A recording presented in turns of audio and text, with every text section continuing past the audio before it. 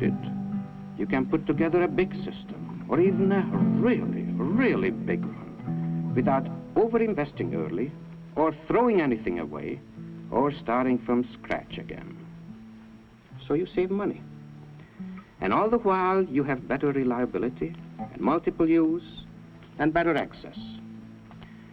You can even switch together 2 complexes, or 3, or 4, like a nationwide telephone system. Or you can connect in one of those ordinary giant computers as a subscriber if you go for super systems. And this doesn't mean that you end up with one big party line. You can keep some of the lines private by opening a few switches permanently, so that certain information won't be available to nosy subscribers. And so now you see that it wasn't just exactly a computer you wanted, but a group of guys with brains and a group of boxes with electronic brains and consoles and displays, all connected together in varying ways and growing together so that the partnership can solve more problems per dollar than each group could solve by itself. And this is all there is to the data processing concept known as polymorphic, many-shaped, or multiple mode, or the matrix concept, or maybe just the common sense switchboard idea in data processing systems. Now it just so happens that Thomson Ramo Wooldridge has been working on the polymorphic idea for several years. And, in case you hadn't already guessed, we have built the first actual polymorphic system. If you're interested, let us know.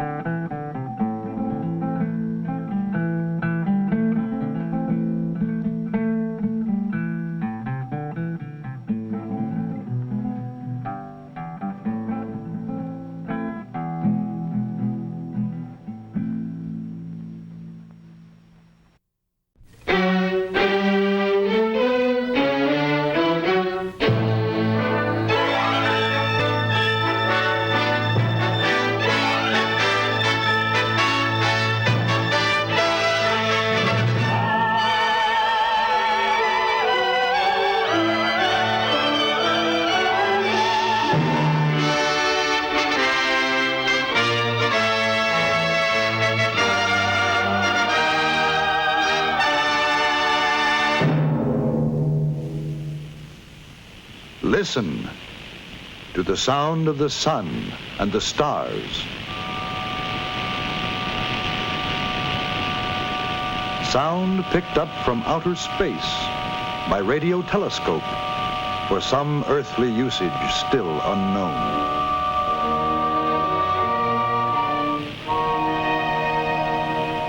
Challenge. The mystery of the great unknown is being explored unendingly by American engineers, hoping to find practical application for improvements in all of our lives and ways. With each new challenge, always the call goes out, help wanted. Help wanted. Forward-looking men and women, eager in outlook, with vision, perspective, honest point of view, to see the challenge of our times. Men and women boldly imaginative, of character, of penetrating curiosity, and of barrier-breaking courage, to engineer the freedoms of American future. But what makes an engineer? Mathematical mind, college degree, flair for tinkering, curiosity, state license to practice the profession, scientific aptitude to solve practical problems? Yes, all this, and the one certain spirited characteristic of the human heart, courage to accept constant challenge, the challenge to solve problems which perplex, challenge to change the world into a better place. Challenge makes an engineer.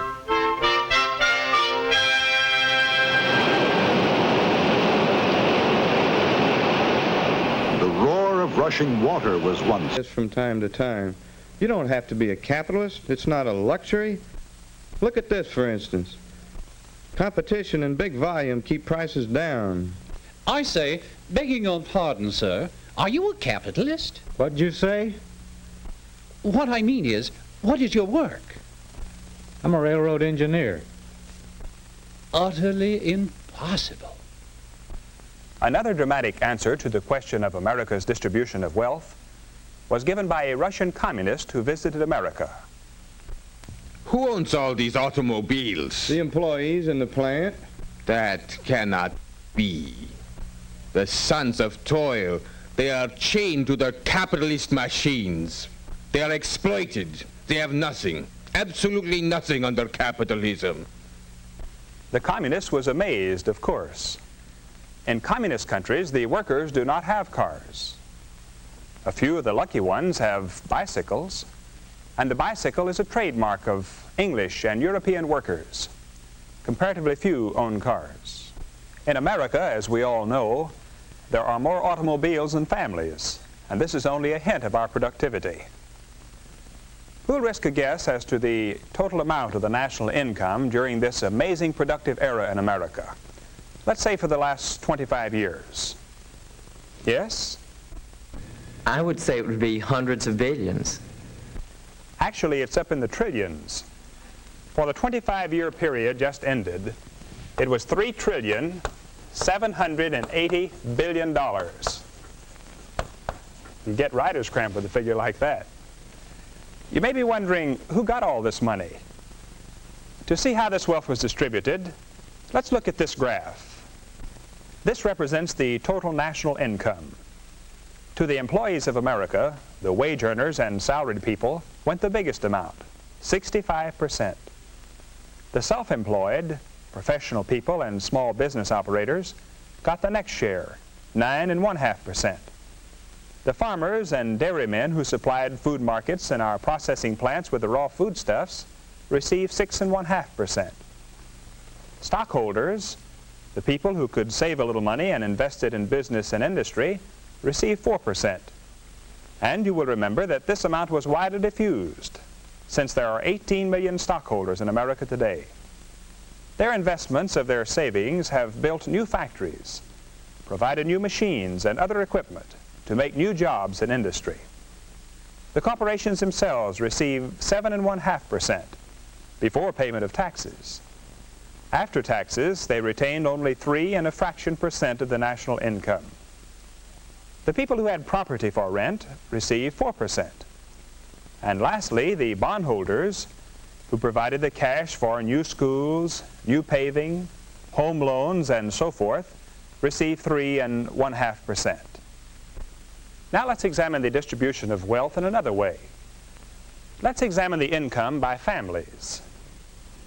In the most recent year, for which we have statistics, there were approximately 50 million families in the United States.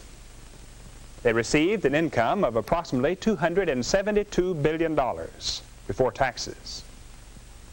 How was this income distributed among these families? Professor Gaines, aren't the majority of our families in the lower income brackets below $3,000 a year? Not at all, John. Nearly 21 million families, or 40%, received an income of $3,000 to $6,000. 15 million more families received an income of $6,000 or more. These two groups contain 70% of the population.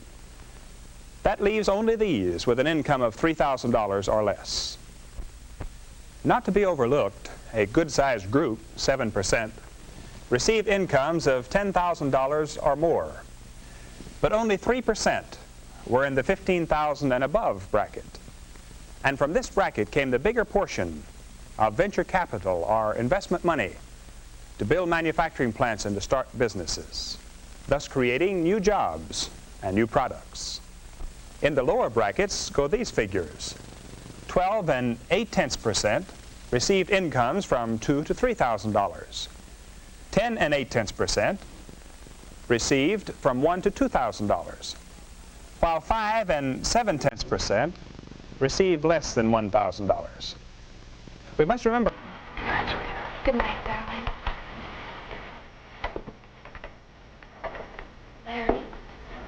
Isn't it exciting about our getting married?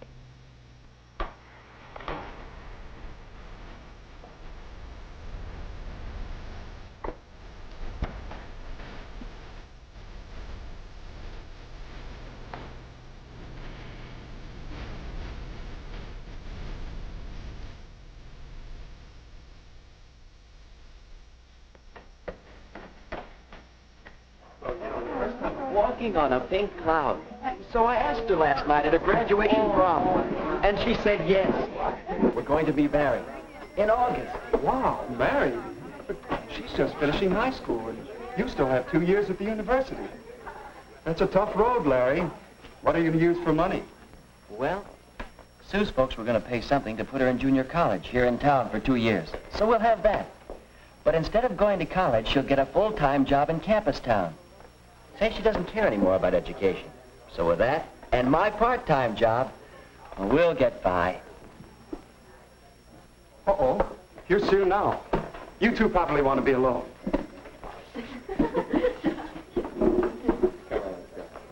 Sue, honey. Oh, Larry. Well, what's the matter? It's the folks. We had a terrible scene. I couldn't sleep a wink. They don't approve. They say I'm too young. They want me to finish 2 more years of schooling before I even get engaged. Oh, Larry. Oh, buck up, sweetheart. They can't stop me. Relax. And act normal till after your graduation next week. Then I can borrow Phil's car. Down to Greenville. There's a justice of the peace down there. We'll elope, honey. But, Larry, I wanted a church wedding. And all the parties and showers for me, too, and my folks. That would break Mom's heart. Well, we're the ones that are getting married, not your folks. I don't know, Larry. I read somewhere that a marriage without parents' approval has 2 strikes on it from the start. But if eloping's the only way... No, maybe it isn't. Maybe you could convince your folks that you should get married. But how, Larry? How? Say, I'll bet we could get some advice from the marriage counselor over at the church. His name is Hall. Phil told me about him. He teaches a course in marriage and family living at the college. Do you think he could help me with my folks? Well, it's worth a try, isn't it?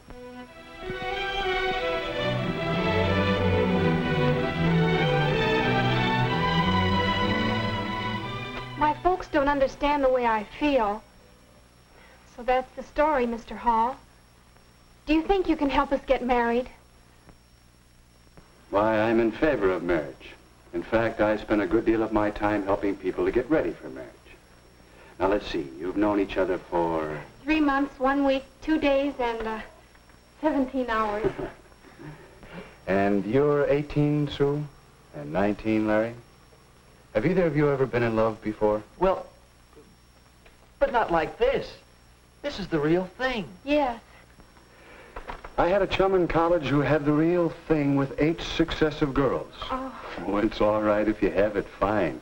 It's a very important factor in building a happy marriage. But tell me, how do you know it's real love, the kind you can get married on? Why, ever since I first met Larry, I haven't wanted to date anyone else. The whole 3 months now. And besides, I haven't even had 1 quarrel with him. No quarrels? Why not? No differences of opinion? Or no opinions? What do you talk about on your dates? Oh, movies and popular songs. Orchestras, dancing. And Larry's chosen profession, engineering? no, I don't understand any of it. I don't like to hear about it. Why, Sue, honey, I didn't know you felt that way. Well, it seems you two may have some things to talk over and settle. Might well ask yourself some questions before you get too serious about marriage. Well, what do you mean? What sort of questions? Well, questions for Cupid. You might say he should ask them before he fires those arrows. We call this Cupid's checklist.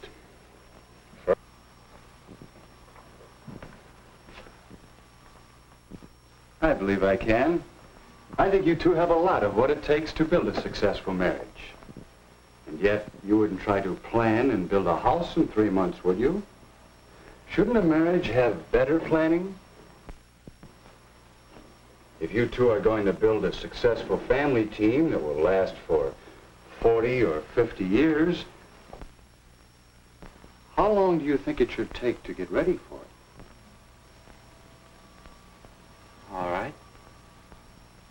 How do we know when we've done it? When the two of you are ready for marriage, you'll sense a new feeling between you. The two of you united as a pair, thinking as one unit, acting as one unit, in the building of a marriage and a new family. Your sense of pairedness shows up in the way in which you consider what's best for the pair of you over what you want individually for yourself. Think how often you speak of things from my point of view instead of ours. How often you say, I want, instead of we want. I guess it wasn't my folks that needed convincing, it's me. I mean, it's us, isn't it, Larry? Yeah, we'll say. And so, in terms of the checklist for Cupid, Larry and Sue began to examine their readiness for marriage. Do we have similar backgrounds? Do we agree on our religious beliefs? And have the same feelings about religion in general? Do we have the same ideals and standards and tastes?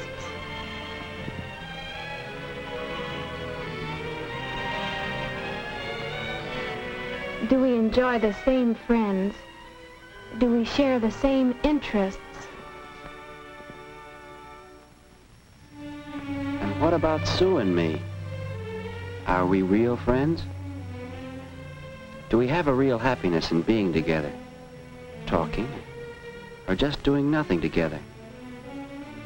Does each of us really want to make the other one happy?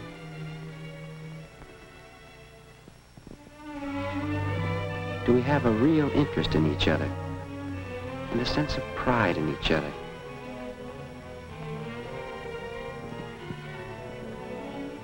Do we know each other's peculiarities? Do we both have a spirit of give and take? Can we quarrel and come out of it with something better than before?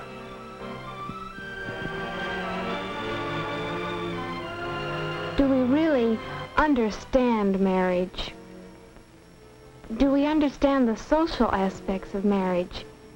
Have we an understanding about money matters and how important it is to have enough money to do more than just get by?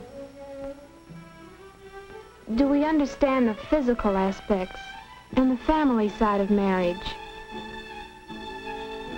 Do we know how much work there is to a marriage?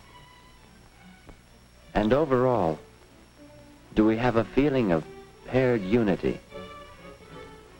Those questions were helping us to find out just how strong our relationship was and helping us to strengthen it. So the next time we called on Mr. Hall, we realized how much he had been helping us.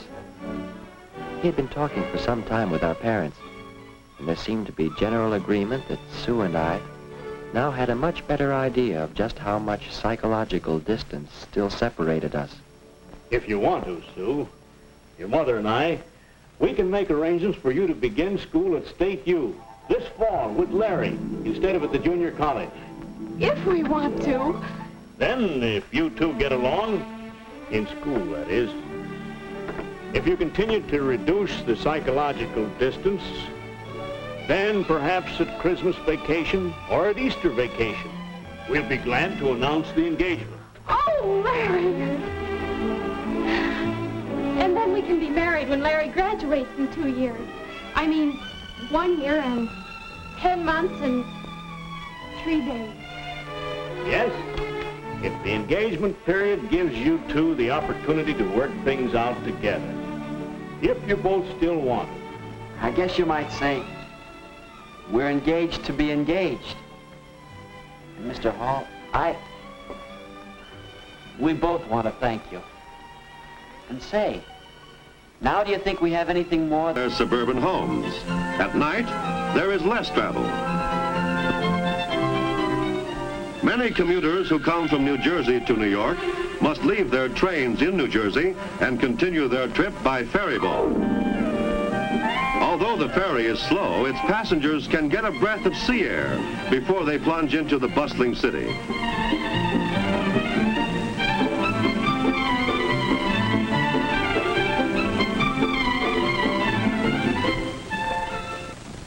In New York, the bus lines form another important artery.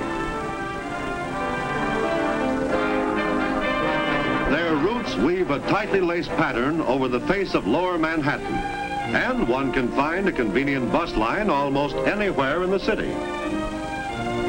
Buses are slower than the subway, but they offer the pleasure of being able to see store windows and the people of the city as they work and play.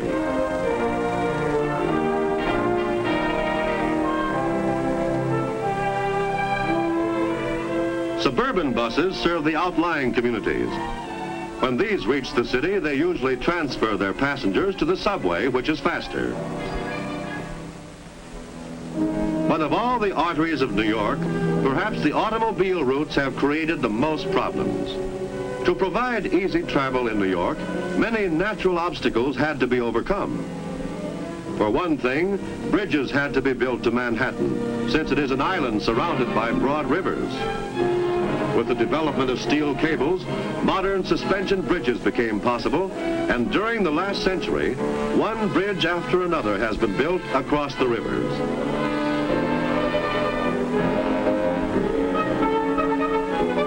To supplement the bridges over the rivers, tunnels have been built beneath them.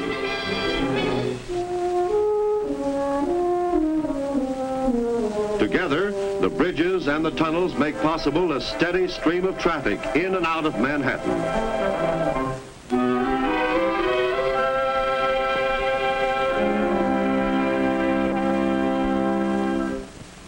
Every large city has a problem of unusually heavy traffic during rush hours. As a solution, many streets are one way. Others have restricted parking zones, and parking buildings keep cars off the streets. To supplement the existing routes, big express highways have been built to carry cars at high speeds directly to and from the heart of the city. The intersections of these express highways are designed so that cars may enter and leave without disturbing the flow of traffic. To serve the people in the suburbs, a network of parkways has been built.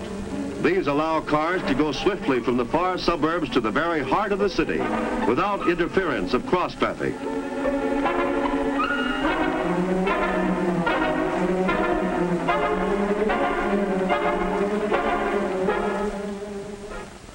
And so, by day and night, year after year, these arteries of New York throb steadily, their pulse timed to the life of the city. But it is no accident that they operate so smoothly, or that new ones come into being just when and where they are needed. Providing transportation for New York's millions is the job of many kinds of experts. This group of research workers analyzes population trends to determine when and where new arteries are needed.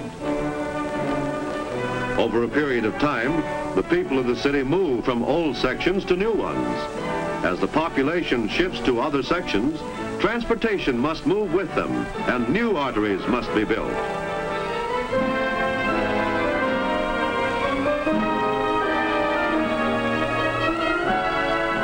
With the development of new sources of power and faster transportation, there will be new problems to solve.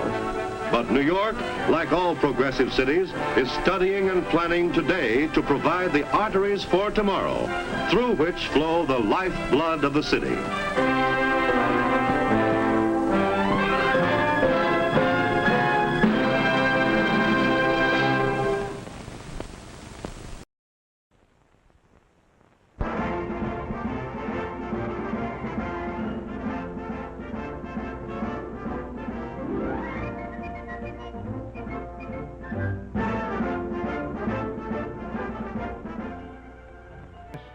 Keep moving at better than 70 miles an hour, it was no worse than what my driver was ready to do himself.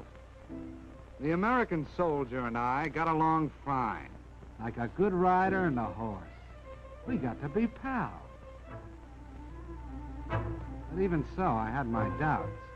Most of the machines around me had proved themselves in battle. I was still on probation.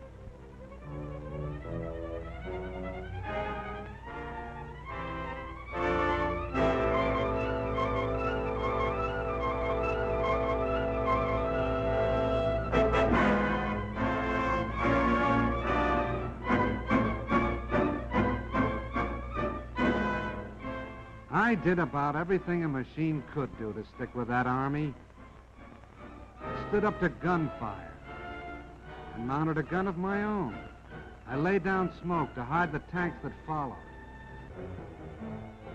I helped out wherever I could.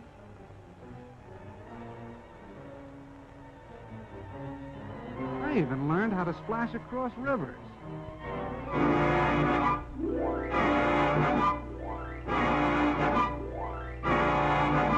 With a boat arrangement built around my middle. But I didn't know yet whether I was accepted until all of a sudden I found myself in mass production.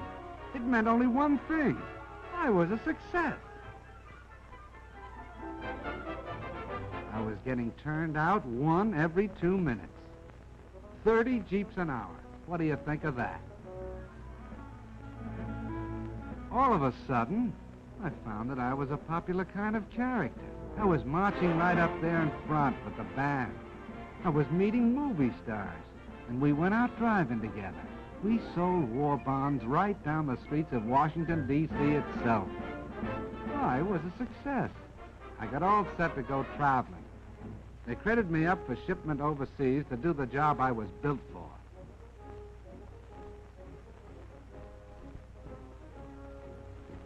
I was sent over by the thousands. And I traveled with the guy I like best, my pal, the soldier. Wherever he goes, I go. And let me tell you, we land together on a lot of different shores.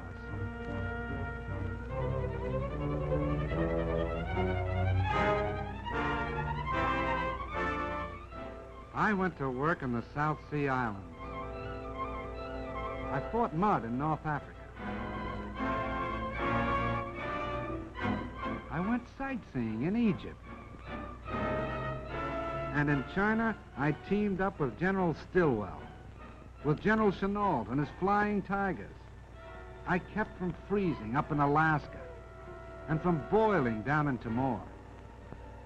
I traveled with General MacArthur in New Guinea. I was a success. I hobnobbed with famous people, like Wendell Willkie, with King George, and Queen Elizabeth. I went out with presidents. I was with Mr. Roosevelt in Casablanca. And I was part of the victory in North Africa. I was a success. But the thing that makes me a success most of all is this. I've made a friend. I mean the soldier. Wherever you see one of us, the other won't be far behind. And that goes for now, when we're fighting together, and for after the war, when we'll be building together. Because the rumor is going around that the Jeep is here to stay.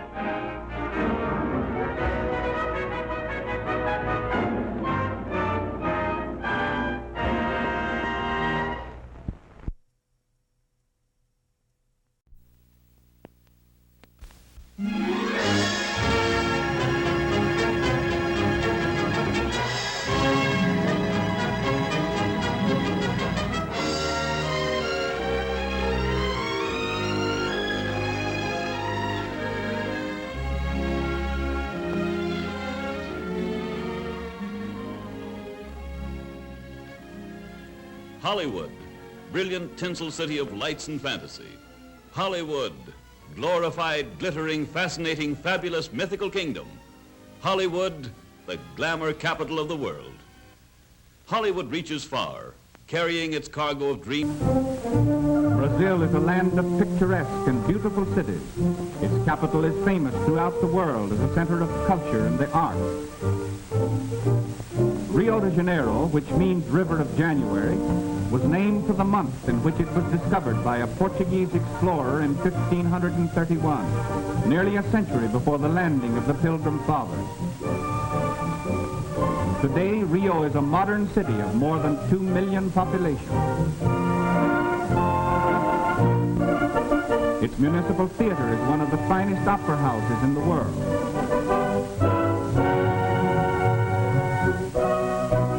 The Tiradentes Palace has, since January 1942, come to be known as the birthplace of hemisphere unity, for it was here that the 21 American republics drew up the momentous Rio Charter, a far-reaching agreement of mutual faith, collaboration, and protection.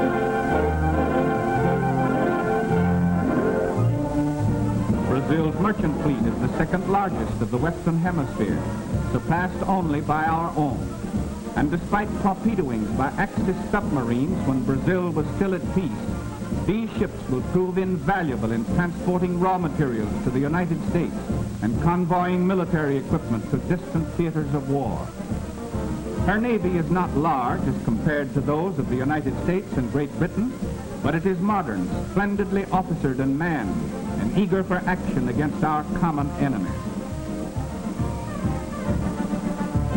These fine ships and fighting men throw the balance of naval power that much further in favor of the United Nations. Already they have seen action against enemy raiders attacking our vitally important South Atlantic supply lines. We may confidently expect that the Brazilian Navy will live up to the high standards it set for itself in the First World War.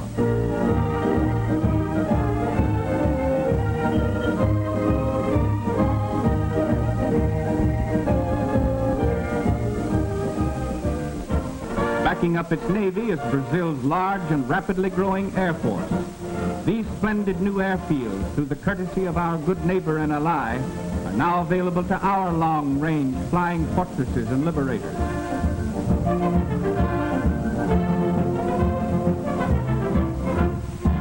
The efficiency of Brazilian fighting planes and the marksmanship of her pilots has already been admirably proven against marauding Axis submarines pursuing their campaign of terrorism off of her more than 4,000 miles of coastline.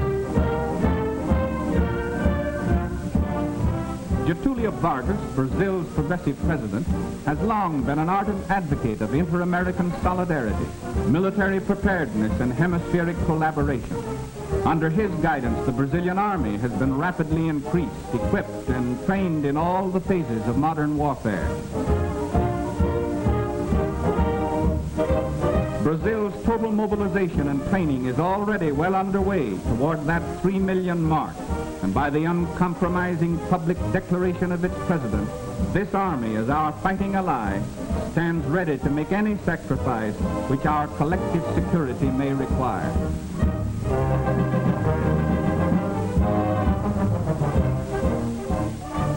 Under government supervision, Brazil is now manufacturing modern aircraft. Other war materials are also being manufactured on production lines patterned after those of our own great plants. As an industrial country, Brazil ranks second to the United States in the Western Hemisphere. And Brazil's fabulous resources and a great variety of important raw materials make her doubly valuable as an ally. Brazil is the hemisphere's second largest producer of chrome ore, so important in the manufacture of high-grade steel.